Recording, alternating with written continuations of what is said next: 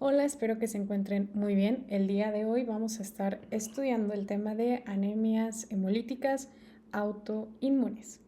Básicamente, hablar de una anemia hemolítica en general, pues nos va a hacer referencia a todo proceso en el que va a haber una disminución de la hemoglobina, ya sea por la destrucción prematura de los eritrocitos, por distintas causas. Vamos a estar produciendo anticuerpos, tanto IgG o en su defecto IgM, y esto va a ser una reacción de hipersensibilidad dirigida hacia los eritrocitos que tenemos en nuestro cuerpo.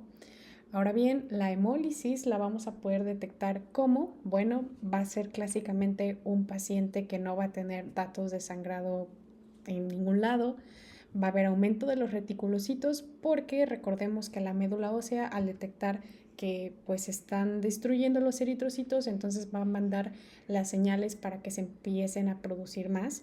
Va a haber un aumento de la DHL, disminución de aptoglobinas. Recordemos que estas aptoglobinas las produce el hígado cuando detecta que en el cuerpo está circulando hemoglobina sola. Esto no puede pasar por sus efectos oxidantes y entonces se liberan aptoglobinas para unirse a la hemoglobina. Pero cuando esto ya supera el límite de producción de las aptoglobinas, entonces se empieza a liberar este residuo de hemoglobina por la orina. Y es importante desde aquí hacer dos diferencias en cuanto a la anemia hemolítica autoinmune. Y es que vamos a tener distintos tipos de inmunoglobulinas y cada una nos va a dar un patrón, por decirlo así, de hemólisis diferente. Por un lado vamos a tener los descritos como anticuerpos fríos, que serían los IgM, y los anticuerpos calientes, que serían los IgG. ¿De qué depende que sean fríos o calientes? Bueno, como vamos a ver en una de las pruebas diagnósticas, que es el CUMS, cuando se está llevando a cabo este estudio, de acuerdo a las temperaturas en las que se lleva a cabo la reacción de aglutinación con los eritrocitos, es que determinamos si son anticuerpos fríos, si son temperaturas usualmente que oscilan entre los 37 grados, o si son anticuerpos, creo que dije fríos, pero son calientes, o si son temperaturas frías, que usualmente es entre los 0 hasta los 30 grados. Para poder continuar, tenemos que tener ya bien marcado este concepto para fines en ARM, y es que los anticuerpos calientes van a ser los más frecuentes hasta en un 70% de los casos, y estos en su mayoría van a estar mediados por IgG, y como resultado en el frotis sanguíneo vamos a tener esferocitos, a diferencia de los anticuerpos descritos como fríos, que van a abarcar el restante 20 a 30% de los casos. Y aquí va a estar involucrada una reacción de complemento mucho más marcada que la que vemos en los anticuerpos calientes. Aquí también juega un papel importante el complemento, pero definitivamente no tan marcada como en los anticuerpos fríos. Y aquí, a diferencia de los esferocitos, vamos a tener a los esquistocitos.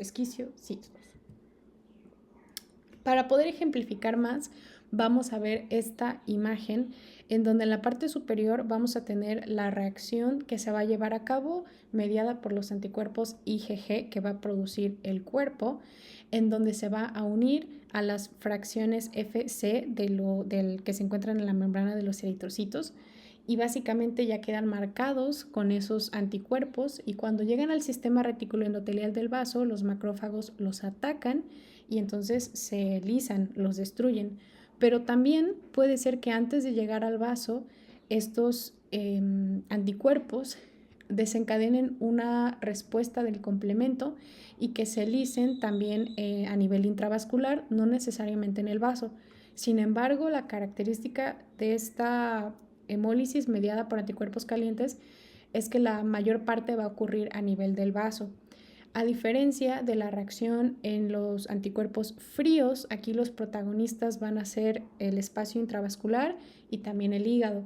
Aquí vamos a tener la formación, la activación del complemento, la formación del complejo de ataque a membrana que lisa la membrana del eritrocito y lo destruye dentro de los vasos sanguíneos, o que ocurra algo similar a lo que pasa en el en el vaso, pero a nivel hepático.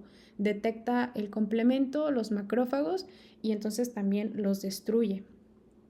Ahora bien, habíamos estado hablando de cómo se hace el abordaje de estas anemias.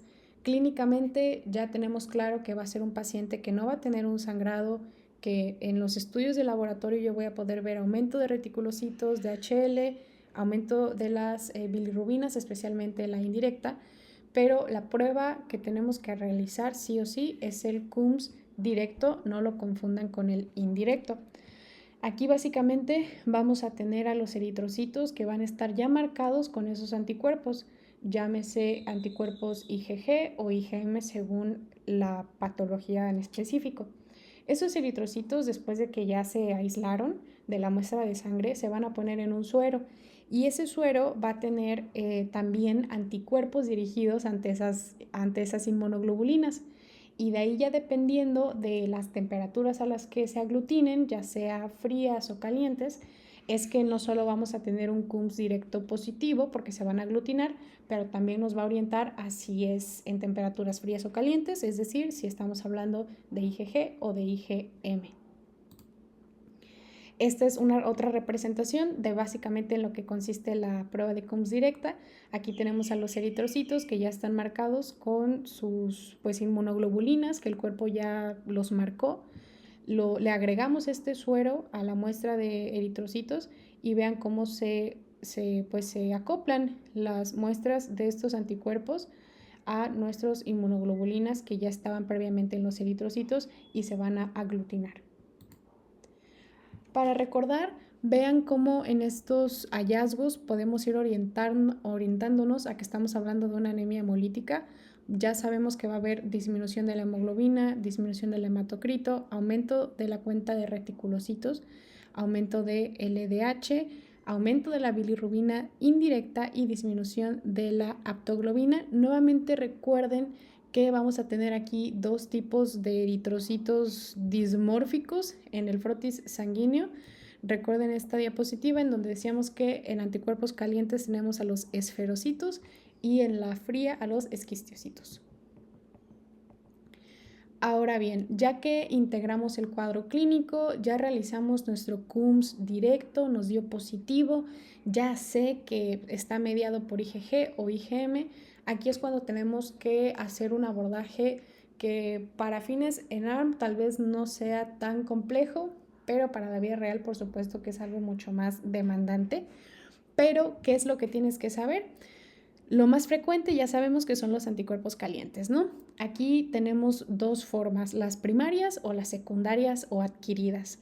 Entre comillas, idiopáticas o primarias son las más frecuentes, y digo entre comillas porque se ha observado que la anemia hemolítica autoinmune usualmente precede otras enfermedades autoinmunes muchos años antes de que éstas se desarrollen o que ya se expresen en la persona, como el lupus eritematoso sistémico.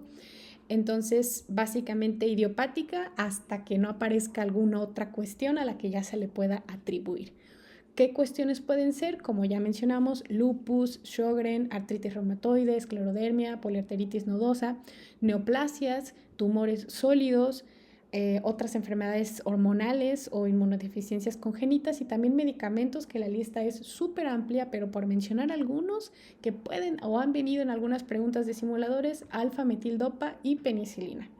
Para los anticuerpos fríos, aquí tenemos que abordarla en dos ramas, ya sea que primero descartemos que no sea una hemoglobinuria paroxística al frío, en donde el dato ahí de dificultad extra sería que las inmunoglobulinas aquí van a ser de tipo IgG y se llaman anticuerpos Donat-Landsteiner. Mientras que yo descarto esto, entonces me quedo con dos posibles opciones: que esté ante la presencia de una patología infecciosa por micoplasma, por neumonía, por Klebsiella, por VIH, rubeola, o que sea una cuestión idiopática igual asociada a linfomas o a tumores sólidos, que sería precisamente la enfermedad como tal de crioaglutininas. Para el tratamiento vamos a empezar con qué vamos a hacer en caso de que sean anticuerpos calientes. Primero que nada, ya vimos que se puede asociar a medicamentos. Entonces, si detectamos de entrada la asociación a algún medicamento, evidentemente se va a suspender. De ahí nos tenemos que hacer la pregunta si nuestro paciente tiene una hemoglobina menor de 8 o también si ya tiene datos de hipoxia renal, miocárdica o cerebral. En caso de que sea así, primero vamos a transfundir y posteriormente vamos a iniciar un tratamiento con metilprednisolona, 1 gramo IV al día por 3 días y posteriormente ya vamos a migrar a un esquema de prednisona. En caso de que nuestro paciente no tenga una hemoglobina menor a 8, no hay datos o indicaciones claras de que lo tenga que transfundir, entonces podemos aumentar o más bien iniciar, con la prednisona, no con la metilprednisolona, a dosis de 1 a 2 miligramos por kilo peso de 4 a 6 semanas y de ahí se va titulando según la respuesta. Por supuesto, hay medicamentos de segunda línea que se consideran ante la persistencia de hemólisis, como la ciclofosfamida, la satioprina o el rituximab.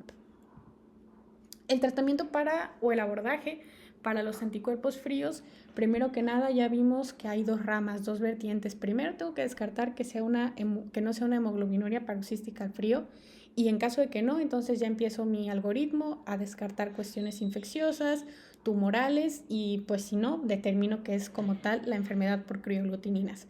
En caso de que este sea el caso, si la paciente pues tiene un linfoma, se trata la enfermedad primaria. Si el paciente tiene VIH, se da tratamiento para el VIH.